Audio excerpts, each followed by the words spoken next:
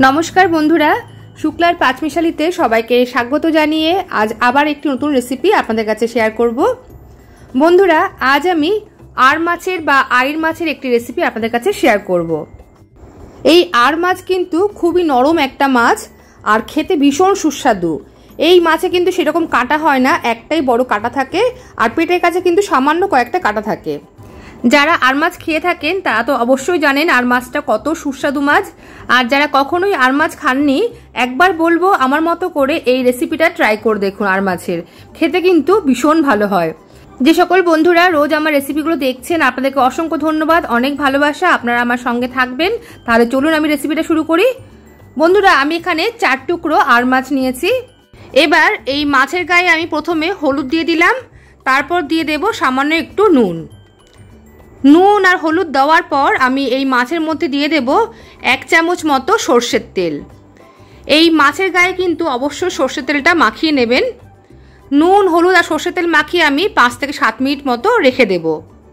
তেল মাখিয়ে নেওয়ার ফলে মাছগুলো যখন ভাজা হবে তখন কিন্তু খুব বেশি একটা ফুটবে না। দেখুন খুব ভালো করে নুন হলুদ আর তেল মাখানো হয়ে গেছে। মাছগুলোকে রেখে দিয়ে এবার একটা আমি মশলা বানিয়ে নেব। এই জন্য একটা মিক্সিং জারের মধ্যে একটা মিডিয়াম সাইজের টমেটো নিয়েছি আর নিয়েছি এখানে 8 থেকে 10 কোয়া রসুন। রসুনটা যেহেতু খুব ছোট ছোট সেই জন্য কিন্তু আমি 8 থেকে 10 কোয়া নিয়েছি। আর দিয়ে দিলাম 1 ইঞ্চি আদা টুকরো করে, দিয়ে দিলাম 3টে কাঁচা লঙ্কা। এবার সামান্য একটু জল দিয়ে ভালো করে একটা পেস্ট বানিয়ে নেব। এদিকে আমি কড়াই বসিয়ে দিয়েছি। কড়াইতে এবার দিয়ে দেবো আমি 1 টেবিল চামচ মতো তেল। বন্ধুরা এই মাছ ভাজার সময় কিন্তু আপনারা একবারে বেশি পরিমাণে তেল দেবেন না, কম তেলের মধ্যে মাছ ভাজলে কিন্তু মাছটা খুব কম ফুটবে। এবার হাতা দিয়ে তেলটা পুরো কড়াইয়ের গায়ে খুব ভালো করে আমি লাগিয়ে নিচ্ছি। তেল প্রথমে কিন্তু খুব ভালো করে আগে থেকে গরম করে নিতে হবে, তারপরে কিন্তু একদম গ্যাসের ফ্লেমটা লো করে দিতে হবে। এবার আমি এই তেলের মধ্যে দিয়ে দিলাম খুব সামান্য একটুখানি নুন। নুন দেওয়ার পর এবার আমি দিয়ে দেবো একটা মাছ। আমি কিন্তু এখানে একটা করেই মাছ ভাজবো। নুন দেওয়ার ফলে মাছটা একটু কিন্তু কম ফুটবে, তাও বলবো এই মাছ ভাজার সময় কিন্তু আপনারা একটু সাবধান হয়ে ভাজবেন। আমি তেল মাখিয়ে নিয়েছি প্লাস নুন দিয়ে নিয়েছি মানে মাছ ভাজার আগে, তাহলেও বলবো এই মাছ কিন্তু একটু হলেও ফুটবে। দেখুন একটা মাছ দিয়ে প্রথমে 2 মিনিট মতো একটু ভেজে নিয়েছি ঢাকা দিয়ে। 2 মিনিট পর আবার ঢাকাটা উঠিয়ে আমি আবারও উল্টে পাল্টে দিয়ে আবারও একটুখানি ভেজে নিলাম। মাছটা কিন্তু এভাবে ঢাকা চাপা দিয়ে ভাজা করে নিচ্ছি। ঠিক একইভাবে কিন্তু আরেকটা মাছও এভাবে ঢাকা চাপা দিয়ে ভাজা করে নেব। মাছগুলো কিন্তু একটু লাল লাল করে ভেজে নেব। এদিকে আমি একটা মশলা তৈরি করে নেব। তার জন্য একটা ছোটো বাটিতে দিয়ে দিলাম 1/4 টিস্পুন মতো জিরের গুঁড়ো, দিয়ে দিলাম 1/4 টিস্পুন মতো ধনের গুঁড়ো, এবার দিয়ে দেব 1/4 টিস্পুন ঝাল লঙ্কার গুঁড়ো, দিয়ে দেব হলুদ, আর এবার দিয়ে দেব সুন্দর একটা কালারের জন্য 1/4 টিস্পুন মতো কাশ্মীরি লঙ্কার গুঁড়ো। এই মশলাগুলো এবার আমি সামান্য একটু জল দিয়ে ভালো করে গুলে রাখবো। মশলা আগে থেকে জল দিয়ে এভাবে গুলে রাখলে কিন্তু বাটা মশলার মতো স্বাদ আসে। দেখুন মশলাটা এদিকে আমার গোলা হয়ে গেছে আর এদিকে আমার মাছগুলোও কিন্তু সব ভাজা হয়ে গেছে। এবার ওই মাছের তেলে প্রথমে আমি ফোড়নে দেব 3টে ফাটিয়ে রাখা এলাচ আর একটা দারচিনি। এবার দিয়ে দেব 1/4 টিস্পুন মতো সাদা জিরে ফোড়ন আর দিয়ে দেব একটা তেজপাতা টুকরো করে। কয়েক সেকেন্ড একটু ভালো করে নাড়াচাড়া করে নেব। যখন সুন্দর একটা গন্ধ বেরোবে তখন আমি এর মধ্যে দিয়ে দেব আগে থেকে কুচি করে রাখা পেঁয়াজ। আমি এখানে একটা বড় সাইজের পেঁয়াজ ভালো করে কুচি করে নিয়েছিলাম, সেই পেঁয়াজটা কিন্তু এখানে দিয়ে দিলাম। পেঁয়াজ দিয়ে এবার আমি 2 থেকে 3 মিনিট খুব ভালো করে কিন্তু কষিয়ে নেব। পেঁয়াজটা একটু ভালো করে লাল লাল করে ভেজে নেব। বন্ধুরা আজকে রেসিপিটা দেখার পর আপনাদের যদি ভালো লেগে থাকে অবশ্যই লাইক কমেন্ট করবেন, শেয়ার করবেন আর আমার চ্যানেলটি সাবস্ক্রাইব করে আমার পাশে থাকবেন। পাশে থাকা বেল বাটনটা অবশ্যই ক্লিক করবেন, সঙ্গে অল বাটনটাও ক্লিক করে দেবেন, তাহলে যখন নতুন কোনো রেসিপি আমি আপলোড করব সবার আগে আপনার কাছে নোটিফিকেশন পৌঁছে যাবে।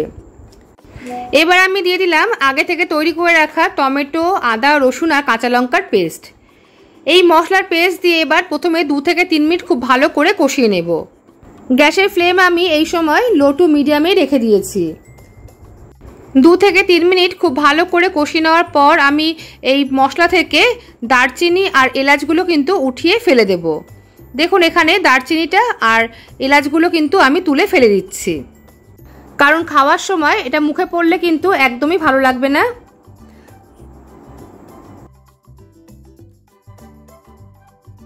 এই মশলাটা খুব ভালো করে কষানো হয়ে গেছে।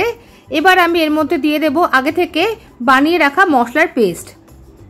জিরে, ধনে আর লঙ্কার গুঁড়ো, হলুদ দিয়ে যে পেস্টটা বানিয়ে রেখেছিলাম সেই পেস্টটা কিন্তু এবার আমি এখানে দিয়ে দিলাম। এই মশলার পেস্ট দিয়ে আবারও কিন্তু আমি 2 মিনিট মতো খুব ভালো করে কষিয়ে নেব। মশলা যত ভালো করে কষানো হবে রান্নার স্বাদ কিন্তু তত বেশি ভালো হবে। দেখুন এখানে মশলা কিন্তু খুব ভালো করে কষানো হয়ে গেছে। এবার আমি দিয়ে দেব স্বাদ মতো নুন। নুন দেওয়ার পর আমি আরও কয়েক সেকেন্ড কিন্তু ভালো করে নাড়িয়ে নেব। 10 থেকে 20 সেকেন্ড মতো ভালোভাবে নাড়িয়ে নিলাম। নাড়িয়ে নেওয়ার পর এখানে আমি দিয়ে দেবো এবার মিক্সিং ঝাড়টা ধুয়ে সামান্য একটু জল। এই জল দিয়ে কিন্তু আবারও আমি খুব ভালো করে মশলাটা কষিয়ে নেব। আর গ্যাসের ফ্লেমটা কিন্তু এই সময় লো টু মিডিয়ামেই রাখা আছে। 2 থেকে 3 মিনিট আবারও কিন্তু আমি মশলাটা খুব ভালো করে কষিয়ে নিলাম। মশলাটা ভালো করে কষানো হয়ে গেলে এবার আমি দিয়ে দেবো এর মধ্যে গরম জল। আমি এখানে একদম ফুটন্ত গরম জল কিন্তু ব্যবহার করছি। রান্নায় কিন্তু যদি ফুটন্ত গরম জল বা উষ্ণ গরম জল দেওয়া যায় তাহলে রান্নার স্বাদ কিন্তু ভালো থাকে। জল দিয়ে এবার আমি আবার একটু নাড়িয়ে দিলাম। নাড়িয়ে দিয়ে এবার আমি ভেজে রাখা মাছগুলো সব দিয়ে দেব। বন্ধুরা যারা নতুন রাঁধুনি বা যারা প্রথম আর মাছ রান্না করবেন তাদের বলবো মাছ ভাজার সময় কিন্তু একটু সাবধানতা অবলম্বন করবেন, কারণ এই ধরনের মাছগুলো কিন্তু ভীষণ ফুটতে থাকে তেলের মধ্যে। তো আমি যেভাবে দেখালাম আপনাদের কিভাবে মাছটা ভেজেছি আমি, ঠিক সেভাবে ভাজলে কিন্তু একদমই কোনো রকম তেল আপনাদের গায়ে ছিটে এসে পড়বে না। এবার দিয়ে দিলাম 3টে চিড়ি করা কাঁচা লঙ্কা। কাঁচা লঙ্কা 3টে দিয়ে এবার আমি ঢাকা দিয়ে 10 মিনিটের জন্য রান্নাটা হতে দেবো। এইভাবে চিড়ি করা কাঁচা লঙ্কা দিয়ে ঢেকে রান্না করলে সুন্দর একটা ফ্লেভার আসে। আর গ্যাসের ফ্লেমটা কিন্তু আমি একদমই কম করে রেখেছিলাম। প্রায় 10 মিনিট পর আমি ঢাকাটা খুললাম।